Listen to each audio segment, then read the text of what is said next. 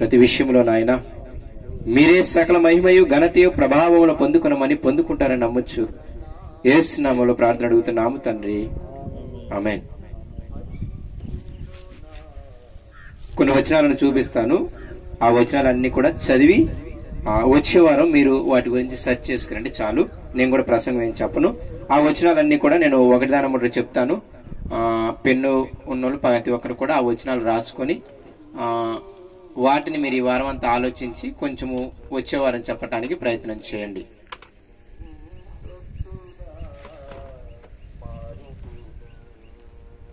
మొదటిగా యోధాపత్రిక 20వ వచనము. యోధాపత్రిక 20వ వచనము. ప్రియులారా, మీరు విశ్వసించు అతి పరిశుద్ధమైన దాని మీద మిమ్మును మీరు కట్టుకొనుచు పరిశుద్ధాత్మలో ప్రార్థన చేయొచ్చు. నిత్య జీవార్థమైన మన ప్రభువు యేసుక్రీస్తు కనికరము కొరకు కనిపెట్టుచు దేవుని ప్రేమలో నిలిచినట్లు కాచుకొని ఉండుడి. అయితే నా ఉద్దేశం ఏమిటి అంటే పరిశుద్ధాత్మలో ప్రార్థన చేయొచ్చు అన్నాడు. పరిశుద్ధాత్మలో ప్రార్థన చేయడం అంటే ఏంటి అనేది మీరు యూట్యూబ్లో ప్రసంగాలు వినండి, లేకపోతే ఒకసారి మీకున్న ఈ వాక్యాన్ని పైన కింద చదివి మీకు అర్థమైన సందర్భాన్ని బట్టి అసలు పరిశుద్ధాత్మలో ప్రార్థన చేయడం అంటే ఏంటి అనేది ఒకసారి మీరందరూ ఆలోచన చేయండి. ఈ వారం అంతా కూడా పరిశుద్ధాత్మలో ప్రార్థన చేయడం అంటే ఏంటి, ఎందుకు ఈ మాట అంటున్నానంటే ఇంకొక వచనము కూడా ఎఫ్ఎస్సీ పత్రిక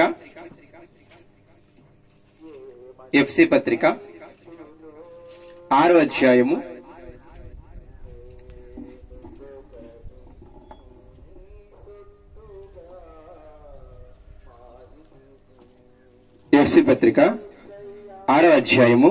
18వ వచనము చదువుతాను చూడండి.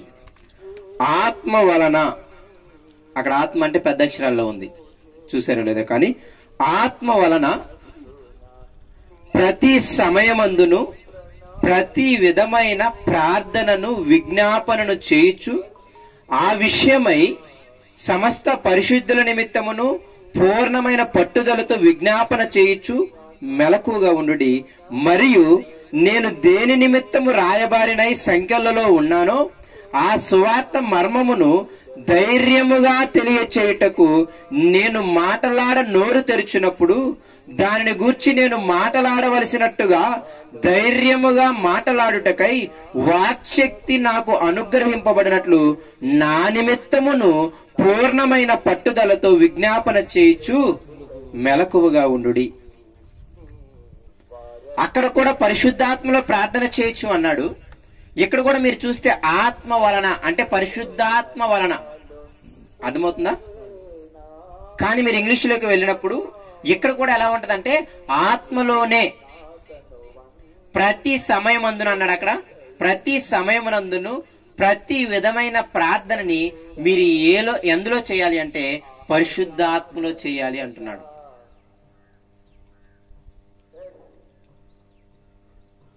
ప్రార్థన అనేది ఒక మహా కొండలాగా మనం చూసుకోగలిగితే, ఈయన ఇక్కడ ఏం చెబుతున్నాడు అంటే పౌలు గారు పైన ఏం చెప్పాడు, అన్ని ఆత్మ ఖడ్గాలు ఏవేవైతే ధరించుకోవాలి అవన్నీ చెప్పుకుంటూ వచ్చి, ఒక క్రైస్తవుడు సర్వాంగ కవచాలు ఏవేవి ధరించుకోవాలో చెప్పుకుంటూ వచ్చి, అవునా కదా, వాక్యమైన స్థిరస్త్రానాన్ని లేకపోతే రక్షణ అనే స్థిరస్త్రానాన్ని, తర్వాత అలా మీరు చూసుకుంటే పైన మీ అందరికి తెలుస్తూ ఉంటాయి, అవునా కదా. ఇది మనం ప్రత్యేకంగా చెప్పాల్సిన అవసరం ఏమి కాదు. క్రైస్తవుడు ధరించుకోవాల్సిన సర్వాంగ కవచాల గురించి చెప్పుకుంటూ వచ్చి ఇక ముగింపులో ఏం చెబుతున్నాడు అంటే ఈ కవచాలన్నీ మనకు ఉపయోగపడాలి అంటే ఒక భక్తుడు ఈ విధముగా అంటాడనమాట, నీవు సిద్ధాంతాల పరంగా ఎన్ని తెలిసినా, సువార్త నిజమైన సువార్త నీకు తెలిసినా, అంటే సిద్ధాంతాలంటే ఏమి లేదు, ముగ్గురు ఒకరా లేకపోతే వేరు వేరా, అసలు పాపం అంటే ఏంటి, అసలు యేసుక్రీస్తు దేవుడా దేవుని కుమారుడా, ఇలాగ కొన్ని సిద్ధాంతాలు ఉంటాయి, అవునా కదా. దాన్ని మనం బైబిల్ బోధించే సిద్ధాంతాలని అంటాం అనమాట. అసలు పాపం గురించి బైబిల్ ఏం మాట్లాడుతుంది, దేవుడి గురించి బైబిల్ ఏం మాట్లాడుతుంది, దేవదూతల గురించి బైబిల్ ఏం మాట్లాడుతుంది, మనుషుల గురించి బైబిల్ ఏం మాట్లాడుతుంది? ఈ సృష్టి గురించి బైబిల్ ఏం మాట్లాడుతుంది? ఈ విధంగా కొన్ని సిద్ధాంతాలు ఉంటాయి బైబిల్లో. అయితే వీటన్ని బాగా తెలిసిన, నీకు నిజమైన వాక్యం తెలిసిన ఒక భక్తుడు ఏమంటాడు అంటే, అయితే ప్రార్థన లేకపోతే నీవు నేను శరీరాన్ని జయించలేమంట. ఈ మాట మీరు బాగా గుర్తుపెట్టుకోండి. ఎంత వాక్యం తెలిసినా, ఎంత కరెక్ట్ గా సిద్ధాంతాలు తెలిసినా, నిజమైన శుభవార్త తెలిసినా, కానీ ఇదిగో ఈ అన్ని తెలిసినప్పటికీ వాటి ప్రకారంగా బ్రతకాలి అంటే, రక్షణ అనే శిరస్త్రాన్ని ధరించుకోవాలి అంటే, వాక్యం అనే ఆత్మఖడ్గాన్ని ధరించుకోవాలి అంటే, ఇవన్నీ ధరించుకోవాలి అంటే కంపల్సరీగా మనము ప్రార్థన చేస్తూ ఉండాలి అంట. అందుకే మీరు చూస్తే సందర్భానుసారంగా పైన అన్ని చెప్పుకుంటూ వచ్చు, ముగింపు మాటలు ఏం చెప్తున్నాడు అంటే, మీరు ప్రతి సమయం ముందు ప్రతి విధమైన ఏం చేయాలి? ప్రార్థన విజ్ఞాపన చేయాలి. ఎందులో చేయాలి? పరిశుద్ధాత్మలో చేయాలి. ప్రతి సమయమందు ప్రతి విధమైన ప్రార్థనని విజ్ఞాపనని చేయాలని చెప్తున్నాడు. ఎందులో అంటే పరిశుద్ధాత్మలో, పరిశుద్ధాత్మ వలన. తర్వాత ఇంకేమంటున్నాడు అంటే, ఇదిగో నా గురించి కూడా మీరు ప్రార్థన చేయండి. ఇదిగో నేను జైల్లో ఉన్నాను కదా, నేను ఎవరికైనా సువార్త చెప్పాలి అంటే నేను భయపడకుండా నాకు ధైర్యంగా ఉండి ఏది చెప్పాలో అదే చెప్పునట్టు నా గురించి కూడా మీరు ఏం చేయాలి? విజ్ఞాపన చేయడానికి ఎలా ఉండాలంట? మెలకువగా ఉండాలి. సమస్త పరిశుద్ధుల గురించి కూడా మీరు ఏం చేయాలి? విజ్ఞాపన చేయాలి. ఆ మాటలు మీకు అర్థమవుతున్నాయా? ఒకసారి మళ్ళీ చదవనా? ఎఫ్ఎస్సీ పత్రిక ఒకసారి రండి. 6:18 ఆత్మ వలన అంటే పరిశుద్ధాత్మ వలన, లేకపోతే పరిశుద్ధాత్మలో ప్రతి సమయమునందు అంటే ప్రతి సమయములో ప్రతి విధమైన ఏం చేయాలి? ప్రార్థనను విజ్ఞాపనను చేయుచు. అది నీవు చేయాల్సిన పని. తర్వాత మాట, ఆ విషయమై సమస్త పరిశుద్ధుల నిమిత్తమును కూడా పరిపూర్ణమైన పట్టుదలతో నువ్వు నేనేం చేయాలంట? విజ్ఞాపన చేయుచు మెలకువగా ఉండాలి. నీ గురించి మాత్రమే కాదు, పరిశుద్ధులందరి గురించి విజ్ఞాపన చేయాలంట. అయితే పరిశుద్ధులందరి గురించి చేయమంటూ మళ్ళీ పర్టికులర్ గా పౌలు గారు తన గురించి అడుగుతున్నాడు. మళ్ళీ ఏమని అడుగుతున్నాడు చూడండి. మరియు నేను అనగా పౌలు గారు దేని నిమిత్తము రాయబారినై సంఖ్యలలో ఉన్నాను. దేని నిమిత్తం? సువార్త. ఆ సువార్త నిమిత్తం నన్ను ఏం చేశారు? జైల్లో ఉంచారు. జైల్లో ఉన్నాను.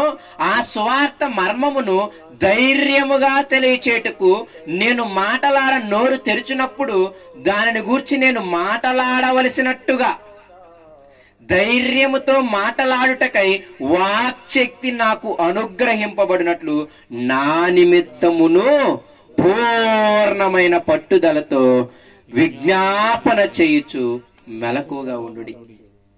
ఇక్కడ 3 రకాలు కనపడుతున్నాయి. ఒకటి, మీ గురించి మీరు ఆత్మల వలన పరిశుద్ధ ప్రేయర్ చేసుకోవాలి. సమస్త పరిశుద్ధుల గురించి కూడా మీరు ప్రార్థన చేయాలి.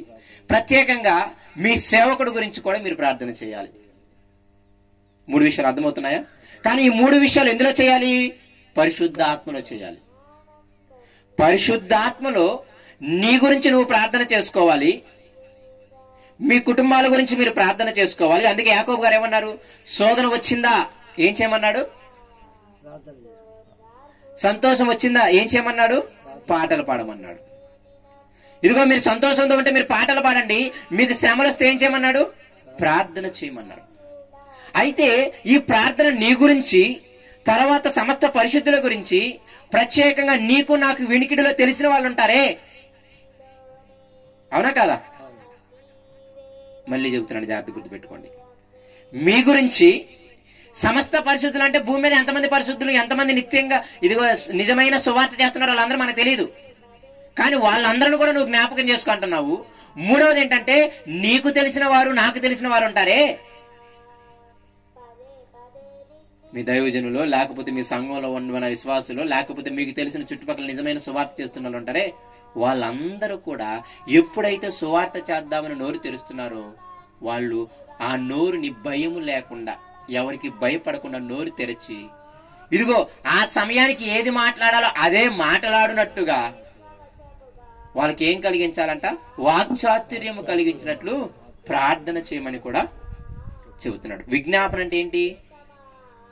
గోడు వినిపించడం అన్నమాట. అర్థమవుతుందా? ఒకరి శ్రమని నీవు దేవుని దగ్గరికి తీసుకురావడం విజ్ఞాపన. ప్రార్థన, విజ్ఞాపన అనే పదం రెండు వాడుతుంటాడు కలిపి.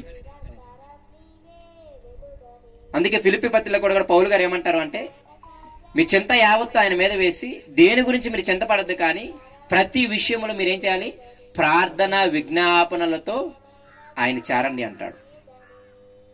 అయితే నేను ఎందుకు ఇంత చెబుతూ ఉన్నాను అంటే, ఆత్మ వలన మీరు ప్రార్థన చేయాలి, పరిశుద్ధాత్మలో ప్రార్థన చేయాలి. ఇంకా రోమపత్రిక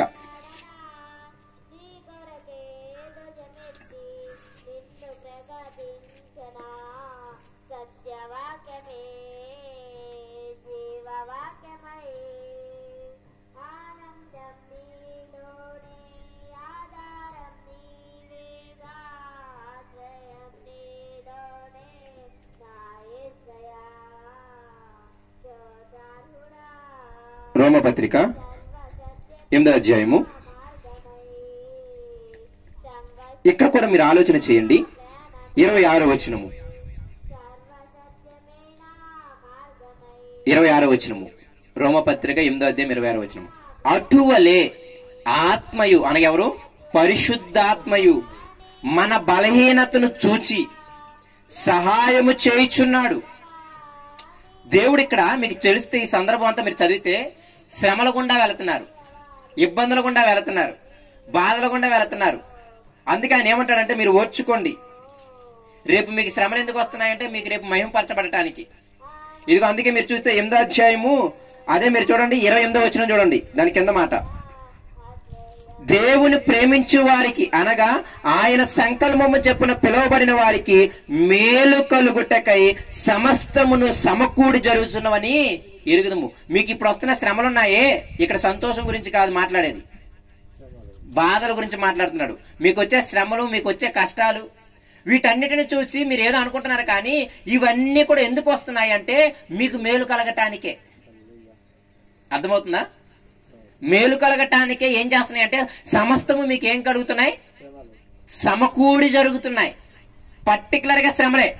అందుకే మీరు చూస్తే 37వ వచనము చదవండి, 35వ వచనము, 35వ వచనము. క్రీస్తు ప్రేమ నుండి మనల్ని ఎడబాపు వాడెవడు? శ్రమ అయినను, బాధ అయినను, హింస అయినను, కరువు అయినను, వస్త్రహీనత అయినను, ఉపద్రవమైనను, ఖడ్గమైనను మనల్ని ఎడబాపునా? అర్థమవుతుందా మీకు? ఎందుకు నేను ఇదంతా చెబుతున్నాను అంటే, సంఘము శ్రమల్లో ఉంది. ఆ శ్రమల్లో ఆదరణ మాటలుగా చెబుతూ ఒక ఆదరణ ఏం చెప్పాడు అంటే, ఇదిగో రేపు మన ముందు ప్రత్యక్షం కాబోయే ఆ లోకమందు ఈ శ్రమలు ఎన్న తగినవి కాదని 18వ వచనంలో చెప్పాడు. అవునా కదా? మీకు ఈ అధ్యాయం అంతా ఎందుకు చెబుతున్నాను అంటే, ఇక్కడ మీకు ఒక కీ పాయింట్ దొరుకుతుంది. పరిశుద్ధాత్ముడు మన గురించి ప్రార్థన చేస్తాడంట. మీరు ఇప్పుడు నేను చెప్పిన మాటలన్నీ కలగలుపుకొని, ఇంకా మీకు ఇందులో ఉన్న మాటలు ఇంకా మీరు తెలుసుకొని, నా ఉద్దేశం ఏంటి అంటే, పరిశుద్ధాత్మలో ప్రార్థన చేయటం అంటే ఏంటి అన్నది మీరందరికి ఒక అవగాహన రావాలి. అది నా ఉద్దేశం. దీనికి మీరే గ్రౌండ్ వర్క్ చేయాలి. బైబిల్ యాప్లు ఉంటాయి, ఒకసారి చూసి వాటి మీద ఉన్నటువంటి ఫుట్ నోట్లు చూసి, దీనికి క్రాస్ రెఫరెన్స్లు చూసి మీరు చదివి, లేకపోతే అసలు పరిశుద్ధాత్మలో ప్రార్థన చేయడం అంటే ఏదైనా మెసేజ్లు కొట్టుకొని యూట్యూబ్లో ఎలాగైనా మీరు చేయండి. కానీ నా ఉద్దేశం ఏంటి అంటే, వచ్చే వారానికి మీరు అందరూ కూడా పరిశుద్ధాత్మలో ప్రార్థన చేయటం అన్నది ఏంటో మీరు కొంచెమని ఎరగగలగాలి. ఎందుకు నేను ఇలా అంటున్నాను అంటే, ప్రార్థన లేకపోతే నీవు నేను విత్తిన వాక్యము కూడా సాతాను ఎత్తుకెళ్ళిపోతుంది. నువ్వు నేను ఎంత కష్టపడి సువార్తకి ఇన్ని కట్టుకొని అన్ని చేసుకుని వెళ్ళి, అంత శ్రమపడి, ఓ 2 గంటలు కష్టపడి, 1 గంట కష్టపడి వాక్యం చెప్పి వస్తున్నామే, ఆ వాక్యం అభివృద్ధి చెందాలి అంటే మళ్ళీ మనం ప్రార్థన చేయాలి. లేకపోతే సాతాను ఏం చేస్తుంది? ఆ వాక్యాన్ని ఎత్తుకొని పోతుంది. కాబట్టి నేనేమంటున్నానంటే, ఇంత 2-3 గంటల కష్టం, శ్రమే, అదంతా కూడా ఫలితం చెందాలి అంటే తర్వాత నువ్వు ఒక 1/2 గంట అయినా ప్రార్థన చేయగలగాలి. ఇదిగో నువ్వు ఒకరికి సువార్త చేసావు, ఒకరికి లేకపోతే సంఘానికి రమ్మని నువ్వు చెప్పావు, ఆ చెప్పిన యేసయ్య గురించి 4 మాటలు చెప్పావే, ఆ మాటలు ఫలించి వాడు నిజంగా నీ దగ్గరికి రావాలంటే, చెప్పిన తర్వాత నువ్వు వెళ్ళేం చేయాలంటే ఆమె గురించి, ఆ వ్యక్తి గురించి పర్టికులర్గా వెళ్ళి ప్రార్థన చేయాలి. ఒక 5 నిమిషాలన్నా, అయ్యా నేను విత్తాను వెళ్ళి నీ మాటలు, సాతాను ఆ మాటను ఎత్తుకుని వెళ్ళిపోకుండా ఆ మాటల ద్వారా ఆమె రక్షింపబడి తిరిగి సంఘానికి వచ్చేలాగున మీరు కృపను చూపించండి అని ఒక్క అరుపన్న అరవాలి దేవుని దగ్గర. ఈ విధంగా ప్రార్థనలో చేస్తూ, అలాగే పౌలు గారు చాలా పర్టికులర్ గా మాట్లాడుతున్న మాట ఏంటంటే పరిశుద్ధాత్మలో మీరు ప్రార్థన చేయండి. కానీ ఇక్కడే చాలా క్లూ ఇచ్చాడు. మీరు చూస్తే 26 వచ్చిన ఇప్పుడు చదువుదాం. ఎందుకు నేను చెప్పానంటే ఈ పరిశుద్ధాత్మ గురించి ఎందుకు చెప్పాడంటే, ఆయన శ్రమలలో ఉన్నారు, మీరు విడిపోలేదు, మీ గురించి పరిశుద్ధాత్మను కూడా ఏం చేస్తుంటాడు, ప్రార్థన చేస్తుంటారు, మీరు భయపడమాకండి అయ్యా అని ఆదరణ చెబుతున్నాడు ఆయన. తర్వాత 26 వచనము, అటువలే ఆత్మయు మన బలహీనతను చూచి సహాయము చేయుచున్నాడు. ఎలాగ సహాయం చేస్తున్నాడు చెప్పండి అని అడిగితే ఆయన అంటున్నాడు చూడండి, ఏలయనగా మనము యుక్తముగా ఎలాగూ ప్రార్థన చేయవలనో మనకు తెలియదు గాని. అర్థమవుతుందా? ఆత్మ ఎలాగ మనకు సహాయం చేస్తున్నాడు తెలుసా? నీకు నాకు ఎలాగ ప్రార్థన చెయ్యాలో తెలియదంట. అప్పుడప్పుడు అంటుంటాం కదా, ఇదిగో ఆయన నాకు సహాయం చేస్తున్నాడు అంట. ఎందుకు? అక్కడికి వెళ్ళిన ఎలా ఉండాలో నాకు తెలియదు కాబట్టి. అలాగే నేనేమంటున్నాను అంటే, ఒక వ్యక్తి మీకు ఎలాగైతే సహాయం చేస్తాడో, ఏదైనా ఒక కేసు వచ్చింది అనుకోండి, పోలీస్ స్టేషన్కి వెళ్ళారనుకోండి, ఆ పోలీసు వ్యక్తుల గురించి మీకు అక్కడి పరిస్థితులన్నీ మీకు తెలియవు కాబట్టి ఒక కానిస్టేబుల్ మీకు తెలిసినోడు ఉన్నాడు అనుకోండి, ఇప్పుడు ఆయన ఏం చేస్తాడు, మిమ్మల్ని మీ బలహీనతను ఎరిగి, అంటే ఏంటి తెలుసా, పోలీసులతో ఎలా మాట్లాడాలో, ఆ పోలీస్ స్టేషన్ ఎలా ఉండాలో, ఇవన్నీ మనకు తెలియవు కదా. అది మన బలహీనతనే కదా. అంటే మన బలహీనతను ఎరిగి ఇప్పుడు నీకు తెలిసిన కానిస్టేబుల్ ఏం చేస్తాడు, నీకు సహాయం చేస్తాడు, నీ గురించి ఆ యొక్క హైయర్ అథారిటీస్కి ఏం చేస్తాడు, చెబుతాడు. దాన్ని విజ్ఞాపన చేయడం అంటారు అనమాట.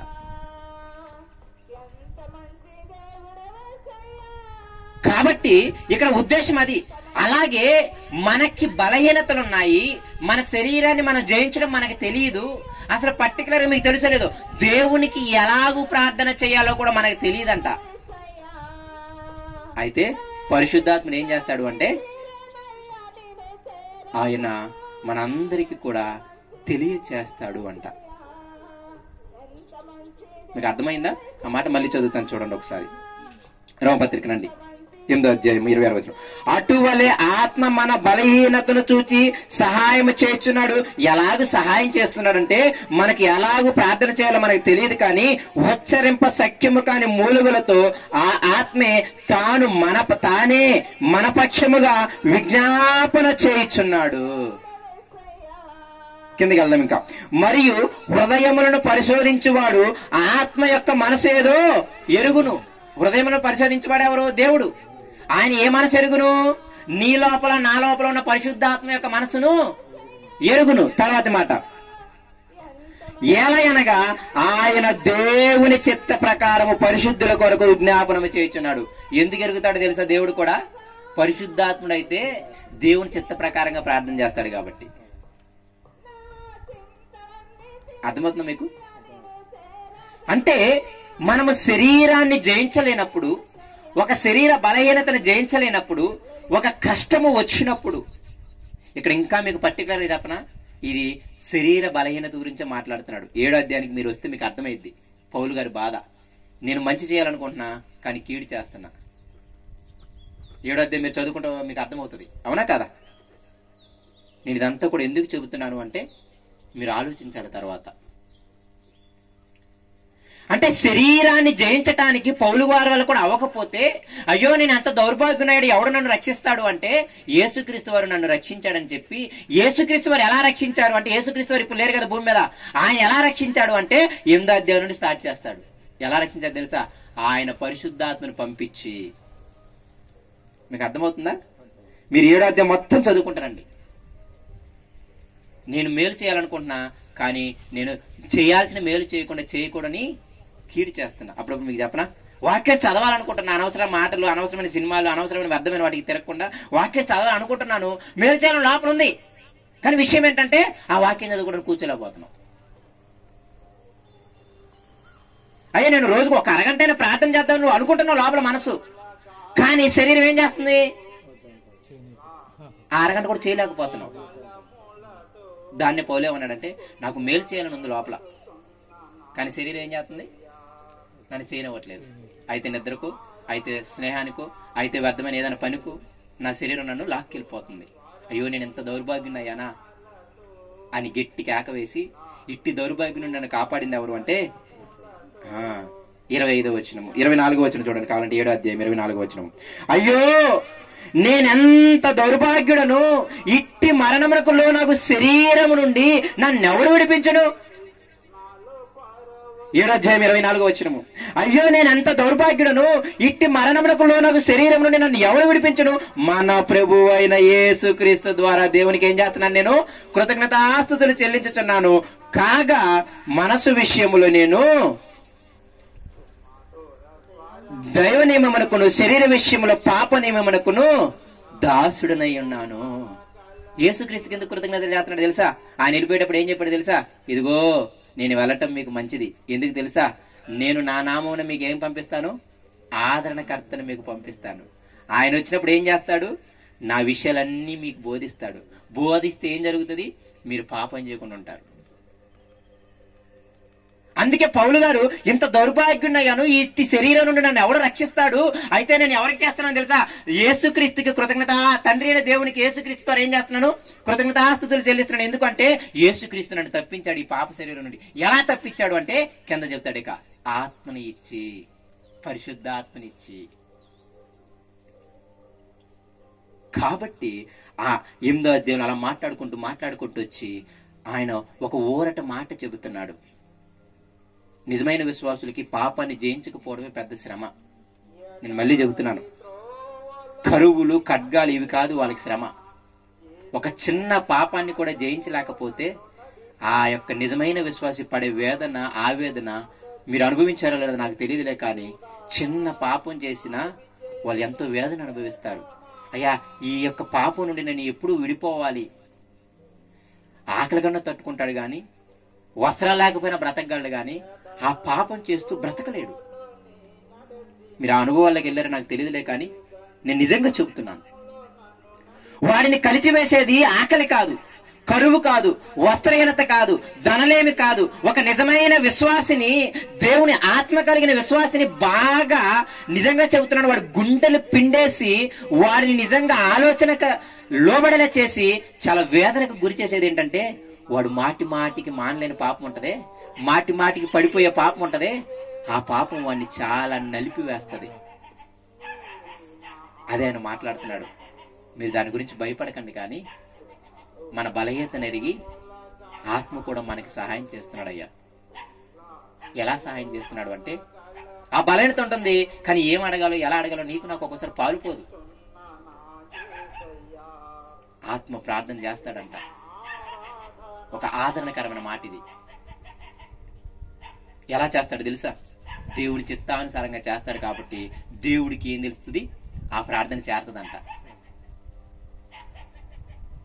మనందరి హృదయాలు ఎరిగిన దేవుడికి ఆ ఆత్మ మనసు తెలుస్తుందంట. ఎందుకు తెలుస్తుంది అంటే ఆ ఆత్మ దేవుని చిత్తానుసారంగా ప్రార్థన చేస్తుంది కాబట్టి. మన మనసు ఎందుకు తెలియదు అంటే మనము దేవుని చిత్తానుసారంగా ప్రార్థన చేయటం లేదు కాబట్టి. అంటే ఆత్మ సహాయాన్ని కోరుకుంటూ మనము ప్రార్థన చేయటము చాలా ప్రాముఖ్యమైనది. ఈ మాట చెప్పిన పౌలు గారే ఆత్మ వలన మీరు ప్రార్థన చేయాలి. ఇంకొక అపోస్తలుడైన యోధా గారు కూడా ఏమంటున్నాడు అంటే ఆత్మలో మీరు ప్రార్థన చేయాలి. మిమ్మల్ని మీరు పరిశుద్ధమైన వాక్యం మీద కట్టుకోవాలి. రెండవది పరిశుద్ధాత్మలో ప్రార్థన చేయాలి. మూడవది ఇంకా జాగ్రత్త ఉండాలి. అర్థమవుతుంది అంటే ఎన్ని పనులు. వాక్యం, నిజమైన వాక్యం మీద మిమ్మల్ని కట్టుకోవడం ఎంత ప్రాముఖ్యమో ఆ కట్టుకున్న వాక్య ప్రకారంగా జీవించడం అంతే ప్రాముఖ్యం కదా. అలా జీవించాలి అంటే నేను ఆత్మలో ప్రార్థన చేయడం నేర్చుకోవాలి. ఇంకా నేను చెప్పగలను, నాకు తెలిసిన జ్ఞానం వరకు ఇప్పటి వరకు ఆత్మలో ప్రార్థన చేయడం అంటే దేవుని యొక్క వాక్యానుసారముగా ప్రార్థన చేయటం. ఇప్పుడు ఆత్మలో ప్రార్థన చేయమని చెప్పిన పౌలు గారు ప్రార్థన చేసి ఉంటారు కదా, అవునా కదా? మీరు ఆలోచించడానికి ఒక క్లూలా చెప్తున్నాను అంతే. ఇప్పుడు ఆత్మలో ప్రార్థన చేయమని చెప్పిన పౌలు గారు ఆయన ప్రార్థన చేస్తే ఎలా ప్రార్థన చేసేవాడు? ఆత్మలోనే ప్రార్థన చేసేవాడు కదా. ఇప్పుడు మీరు పత్రికలన్నీ చదివారనుకో, పౌలు గారు ఎక్కడెక్కడ ప్రార్థన చేశారు ఎతకండి. పౌలు గారు ఎక్కడెక్కడ ప్రార్థన చేశారు ఎతకండి. ఆయన ఎలాగో ప్రార్థన చేశాడో పట్టుకోండి. ఇప్పుడు మీరు నేను కూడా అలాగ ప్రార్థన చేస్తే మనందరం కూడా ఎలా ప్రార్థన చేసినట్టు? ఆత్మలో ప్రార్థన చేసినట్టు. మళ్ళీ చెబుతున్నాను, ఆత్మలో ప్రార్థన అంటే ఊగిపోయి చేయడం కాదమ్మా, అది మాత్రం చెప్పగలను. కాబట్టి నేను ఎందుకు ఎంత చెబుతున్నాను అంటే, నువ్వు ఇప్పుడు దాకా విన్న వాక్యము, ఇప్పుడు దాకా నువ్వు పడ్డ శ్రమ, నువ్వు చేసిన ఖర్చు, ఇదంతా కూడా ఫలితంలోకి రావాలి అంటే, అన్నిటికంటే ముఖ్యంగా మళ్ళీ చెబుతున్నాను, చాలా మంది విశ్వాసులు మళ్ళీ చెప్తున్నాను, మన శరీరాన్ని మనమే ఎంతవరకు జయించలేదు. ఇది పక్క, ఎవరైనా గుర్తుపెట్టుకోవాల్సిందే, ఎవరైనా ఉండాల్సిందే. మన శరీరాలను మనం జయిస్తే మనందరం ఇలా ఉండం, అపోస్తుల్లాగా ఉంటాం. 24 గంటలు దేవుని మీద ధ్యాస ఉంటది, దేవుని పనుల మీద ధ్యాస ఉంటది, దేవుని పిల్లల మీద ధ్యాస ఉంటది. ఈ విధంగా లేము అంటే మనం ఇంకా ఏంటంటే వాక్యం తెలుసు మనకి, కాకపోతే విషయం ఏంటి అంటే దానికి లోబడే తత్వం మనకు రాలేదు. అలా లోబడాలి అంటే మళ్ళీ చెప్తున్నాను, మీరు ఆత్మ సహాయాన్ని కోరుకొని, అయ్యా ఎలాగో ప్రార్థన చేయాలో నాకు నేర్పించని అడుక్కొని, నాలో ఉన్న పరిశుద్ధ ఆత్మను ఉపయోగించుకొని నాకు ప్రార్థన చేయడం నేర్పించని మీరు అడగాలి. అర్థమవుతుంది మీకు? మీ నోటితో మీరు ప్రార్థన చేయడం కాదు. నాలో పరిశుద్ధాత్మ ఉన్నాడు కదా, ప్రతి ఒక్కరు ఉన్నారు లేదా బాప్తిసం తీసుకున్న, ఆ పరిశుద్ధాత్మను ఉపయోగించుకోండి. అయ్యా నేను పరిశుద్ధాత్మ ఇద్దరం కలిసి నీకు ప్రార్థన చేయడం మాకు నేర్పించు, పరిశుద్ధాత్మ అనుసారముగా నేను ప్రార్థన చేయడం నాకు నేర్పించు అని అడగండి. నేను మళ్ళీ చెబుతున్నాను, ఈ విధంగా కానీ మీరు ప్రార్థన చేయకపోతే మీ జీవితంలో శరీరాన్ని జయించలేరు. అది మాత్రం పక్కాగా చెప్పగలను. దానివల్ల మీకు నయా పైసా ఉపయోగం లేదు. ప్రతి ఆదివారం రావచ్చేమో, చాలా మందికి మీరు వాక్యం తిప్పొచ్చేమో, చాలా మందికి మీరు భక్తి పనులుగా కనపడొచ్చేమో, మీ శరీరాన్ని మీరు ఏ విషయాల్లో లోబడిపోతున్నారు శరీరానికి, వాటన్నిటిని జయించలేకపోతే మీకు నిత్య జీవము సస్యమేరా ఇవ్వడు. అయితే ఆ శరీరాన్ని జయించాలి అంటే, ఇంత దౌర్భాగ్యమైన ఈ శరీరం నుండి నన్ను ఎవడు విడిపిస్తాడు అంటే పరిశుద్ధాత్మ దేవుడు మాత్రమే. ఆయన మీద అడగండి. ఇంకా మీరు చదివి మీకు అర్థమైన విషయాల్లో అసలు పరిశుద్ధాత్మలో ప్రార్థన చేయడం అంటే ఏంటి, అసలు పౌలు గారు ఎలాగ ప్రార్థన చేశారు, అసలు శిష్యులు ఎలాగ ప్రార్థన చేశారు, ఒక్కసారి కొత్త నిబంధనలో ఎవరు యేసుక్రీస్తు వారు ఎలాగ ప్రార్థన చేశారు, ఓకేనా? ఇప్పుడు లేకపోతే అపోస్తుల కార్యాలు చదివి వాళ్ళు ఎలాగ ప్రార్థన చేశారు, పత్రికలు చదివి పౌలు ఎలాగ ప్రార్థన చేశాడు, ఇవన్నీ మీరు చదివితే ఒక లిస్ట్ చేసుకుంటే మీరు ఎలాగ ప్రార్థించాలో మీకు తెలుస్తుంది. దేవుని చిత్తానుసారంగా ఎలాగ ప్రార్థించాలో నీకు నాకు తెలుస్తుంది. ఇలా చేస్తే మళ్ళీ చెబుతున్నాను, ఏదో ఒక రోజు మీరు మాటికి పడిపోయి ఆ శరీర నియమం ఉందే దాని నుండి మీరు లేవగలరు, లేకపోతే జీవితంలో మీరు లేగలేరు. నేనైనా మీరైనా సరే. దేవుడి చిన్న మాటలు దీవించిన గాక. కళ్ళు మూసుకుంటే చివరి ప్రార్థన చేసుకుందాం. పరిశుద్ధుడా, ప్రేమ కలిగిన మా తండ్రి దేవా,